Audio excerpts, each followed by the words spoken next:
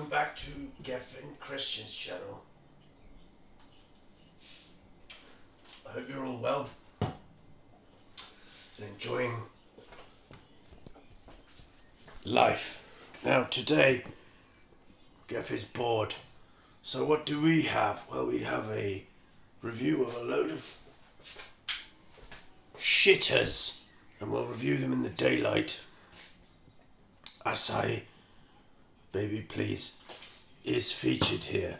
What do we have? Well, we've got my full collection for the beach collection. This is all I have now. I have, how many are there? 7 twerps, plus this one, which is my son's twerp. So we'll start with my favourite at the moment, which is the Doxa Sub 600T. It's my second most recent purchase, and it's not a very popular watch, but I absolutely love it. So let's put it on the twerp pedo, or the Nadga stone, as Mr. June likes to call it. Hats off, Mr. June. Free kebab. This is the Doxa Sub 600T on Geflars. My wrist has expanded another ½ centimetre due to excessive ironwork. The girth is the same, but the thickness has grown somewhat due to some feathers in the lower Nadgastoni region, so you can develop a wrist. This is a lovely watch, and look at the bezel action. It really look at that for the beach. Look at the fucking state of it. I've gone too far.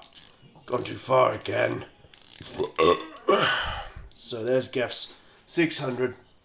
No decompression. Scale there on the outer bezel, and a count down or count up bezel there on the inner. And this insane bracelet on this, it's so flashy, catches the light. It is pin and collar, and the clasp is a bit of a disgrace, but it is faithful. It's an old school clasp, and it is slim with these new clasps you get now with the ratcheting extensions. They're quite thick. So this one, and it has this pointless thing here, which is not milled. Look at that bulbazoid in the face. Case back.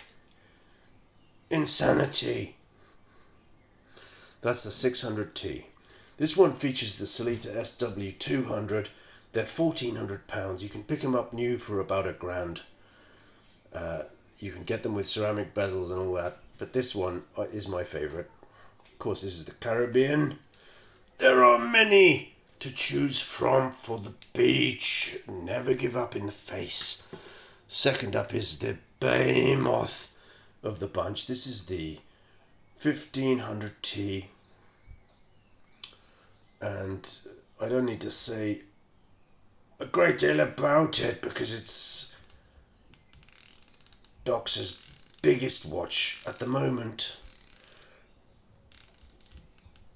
It does have the slightly misaligned bezel, as you can see there, which is highly disappointing for a £2,400 watch. But it does have 1,500 meters of water resistance and a lovely clasp with its ratchety extension. And look at him on the Nadga stone. Fucking insanity, bros. The fuck do we think about it? Very wearable, extremely thick at 15 or 16.5, I think, millimeters. It's a 44 or 5 millimeter case. I'm not gonna, well, I could get the calipers out if I really wanted to. How thick is the case? Well, let's have a look. Yes, it is. It's a 45 millimeter case for the beach, and it's the Sea Rambler dial. Lovely sunburst there. me slap this twat in the face. For the beach, this twerp is nuts. Excuse me, Mr. 600.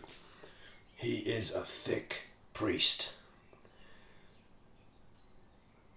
Thick as priests can get. The pontification is retardation. Look at that. Vegetarian aquarium. Swiss-made Doxa Sub 1500. 160 Atmos. And this one features the exceptional ETA 2892 movement, which is just, it glides. You don't feel anything when you turn the crown. I've had people comment to me about why doesn't my crown feel like it moves on my watch. It's because it's an ETA 2892, and when the watch is out of power and you want to power it up, it takes about 15 to 20 winds before you even see any action. But it runs exceptionally well. Look at that domed crystal. Domed crystal, look at that. Insane. Insane. There is the Doxa for the beach 1500T. If you have a larger wrist, this one's for you, without a shadow of a doubt. Next up we have my first great watch, which is the beloved Seiko Marine Master 300, although it isn't a 001 or 017, this is an 023. And what can you say about it? Bezel action, probably my favourite. Tiny dial, ceramic bezel, Zaratsu polished case, which is just staggeringly great. It's not as good as the case on the 025 that Mr. June has purchased. What's up, Mr. June? But it's pretty close. I've just put this back on its bracelet. I've had it, all these watches were on rubber until just now. I just decided to put them all back on their bransoletas because the Rabbarawi Passex were starting to piss me off. But they all look great on both. They're all amazing on both. And let's have the Marine Hoi Curvatiota Chipa. Look at him. People ask sometimes, Geffen, can I wear a Marine Master 300? I'm worried it's too big. It's not too big. It's not too big for anyone. If your wrist is even slightly under 7 inches, you can still wear this. If you can wear a Seamaster, if you can wear an SKX, you can wear the Marine Master 300, but can you cope with its thickness? That's the question that we all need to know the answer to, and if you can cope with a watch over 15 millimeters thick, then the answer is yes. It is top heavy, it does flop, it's a flopper, and if you don't like that sort of thing, then go back to your fucking Apple Watch Homo shit, you retards, because MM300 is thick, but it wears very comfortably, and it is just a bastard on the wrist. It really is. Everyone loves it. People hate the bracelet. I don't. It really is something. It's a sight to be seen. And what a lovely dial and handset. The handset here is my personal favourite handset out of any watch there is. So that's my Marine Master 300. You can pick these up for about £1,400 now. Twerp market is dead, bros. And they're available at rock bottom prices. These things cost 2,800 British pounds. You can pick one up 2 years old for £1,400. So there you go. Next up is the 300T, and he is something quite special too. Let's put him on the twerpo wrist and have a little flagonian. The flagon is weak. So fucked up, bros, for the beach. Look at that. The 300T is something out of left field. It has its beads of rice bracelet, the flare-up bracelet, no deco dial, no deco bezel, and the dial is Doxa orange, of course. The bezel action, quite loose, very clicky, quite pleasant. At least it lines up, not like its bigger brother. And you have that sawtooth thing going on here that you get. It's a thinner bezel than the 15, of course. But it's great. And this one features the ETA 2824. I don't know if the new ones do, but this one does. It's about 2 years, 3 years old.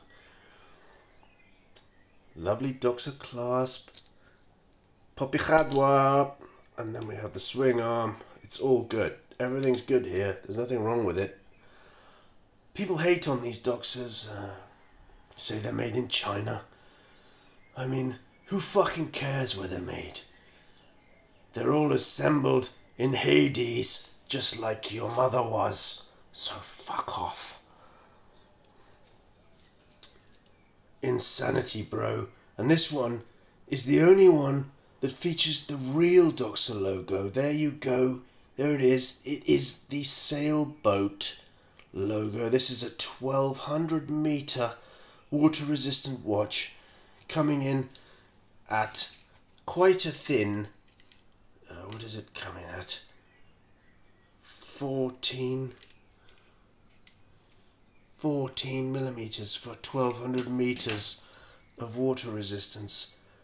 Get rid of it and yourself and everyone else that doesn't think you're a dickhead, because you are. That's the 300T. What a bastard on the wrist he is as well.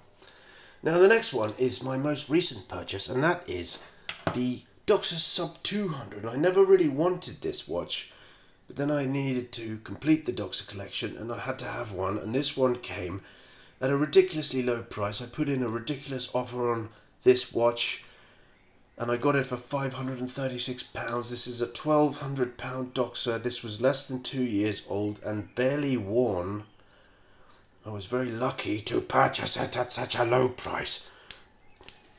Now, this is the only one of them that I really think, although it has the lovely beads of rice, looks better on a Tropic.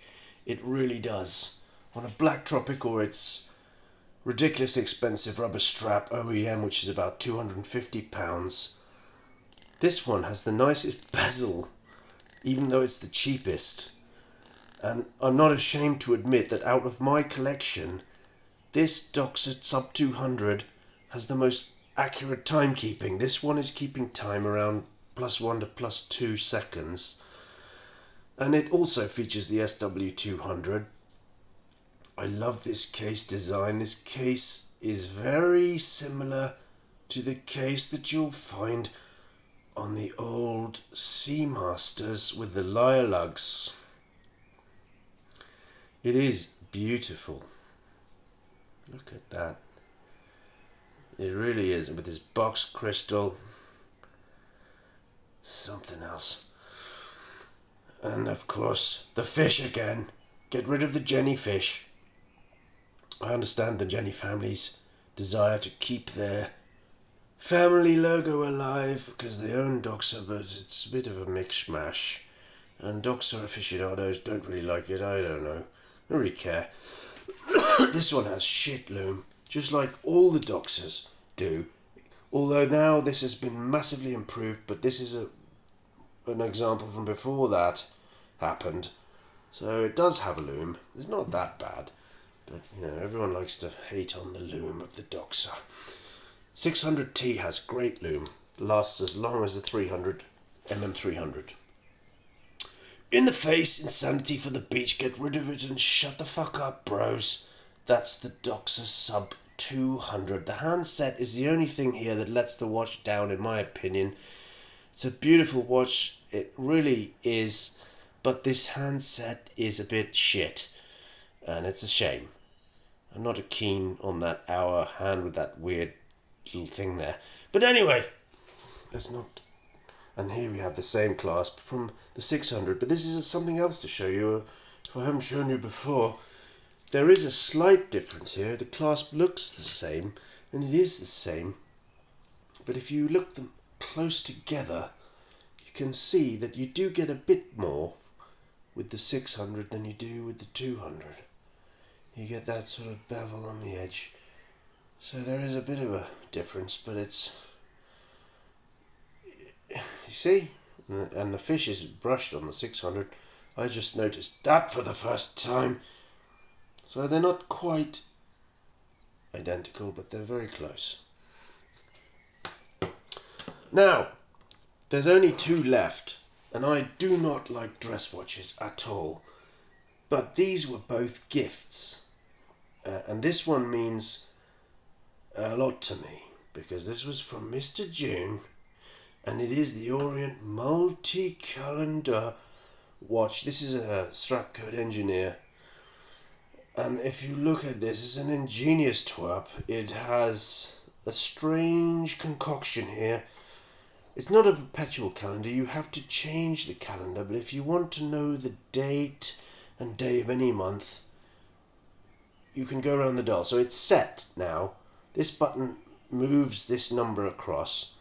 And as you can see, you can choose April here, and it's 2025. So you can say, what is the date? Well, the date can be seen here. It is Saturday the 26th, as you can see. And it's just so clever. You pop this round, and it doesn't matter what the year is, up to a certain year, it will tell you the date. It's something quite else. And it is, of course... Well, let's put it on first. You fucking homos, fucking shut up. Look at that on the torpedo. Look at it. These things cost about 80 quid about 5 years ago. Now, God knows, I don't know if they even make them anymore, but it doesn't fuck about. It's an Orient. These were very popular, and on this Engineer, I think it just looks freaky. Down the hatch. Love it. So that's it. That is, and this watch was from Mr. June and 3K Barbara. So, as you can see, it's been engraved. This was 6 years ago. Over 6 years ago. So this watch is never going to leave me. I will die with this watch, and it'll be passed down. And the final watch was another gift, and this was from my lovely partner, Miss Sari. And this is the Seiko Cock Twat. And look at it, it's not gold. Of course it isn't. It's not a Grand Seiko. Inspector, I'm afraid I can't have one of those, but it is, you know, it was a gift to me about 7 years ago, and, you know, I never wear it, ever, but I do wear it if I have to go to a funeral or a wedding or anything like that, and it is lovely. It's just not my cup of tea. I don't want to wear twerps that aren't for the beach, but, you know, it is pretty, and the dial is stunning. I mean, they really... Unfortunately, with my example here, as you can see, if you look at the second hand, it has tarnished whilst just sat in the watch box. And that's unexplainable. But, you know, that's what you get. It has a lovely display case back here with this beautiful 4R35 movement, and that's that. So that's Gef's watches, they're all there. I hope you like them. And there is one on the way. It's coming from Russia, from my good friend Mr. David. That's all I can tell you. There is a twerp coming. He's gifted it to me, and it's coming from Russia. So I'll leave it up to you to guess what it is. But Kevlar, as soon as it's here, we'll be reviewing it. Stay freaky, bros. Insanity as fuck for the beach. Never give up. In the face, stay freaky, and I'll see you in the next one.